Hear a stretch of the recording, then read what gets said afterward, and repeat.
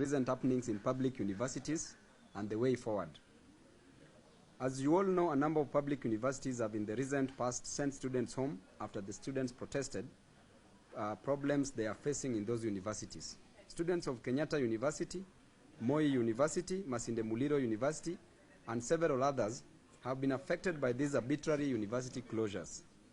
Some of the problems the students are raising are genuine, and we know that university administrations take ages to respond to concerns facing students.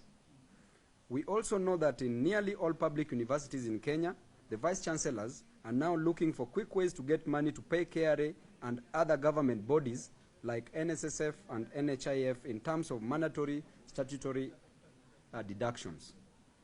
We are all aware that recently KRA slapped public universities with a total of 9.3 billion that universities owed the taxman. This money has accumulated over the years as universities fail to remit pay as you earn, and other deductions. Now universities are deliberately creating conditions which will make students to go on strike, then slapping students with huge fines as a precondition for resuming their studies. Student leaders from a number of public universities have informed me that some vice-chancellors are going as far as hiring goons and destroying university properties, which they then use as a justification to close down the university and to send students home. These universities are charging between 5,000 to 10,000 Kenya shillings as a fine for the strikes, claiming that students damaged university properties. I have called this press conference to first and foremost condemn in the strongest terms possible these criminal and immoral actions by vice-chancellors of public universities. Vice-chancellors must look for other ways to raise funds to pay KRA, NHIF, NSSF, and any other pending bills they have accrued over the years.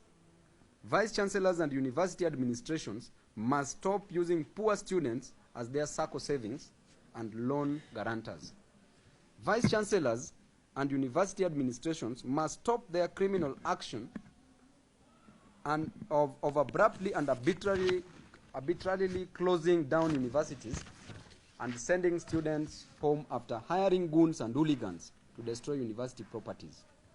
In Kenyatta University, it was clear that even students were ambushed by hired goons and thugs. It was clear that the chaos that led to closure of the university was between hired thugs and hired police officers. Many students were caught in the chaos created by these two groups, which the university then used to hurriedly close down the university. You all saw a first-year student desperately contacting the mother to send him bus fare.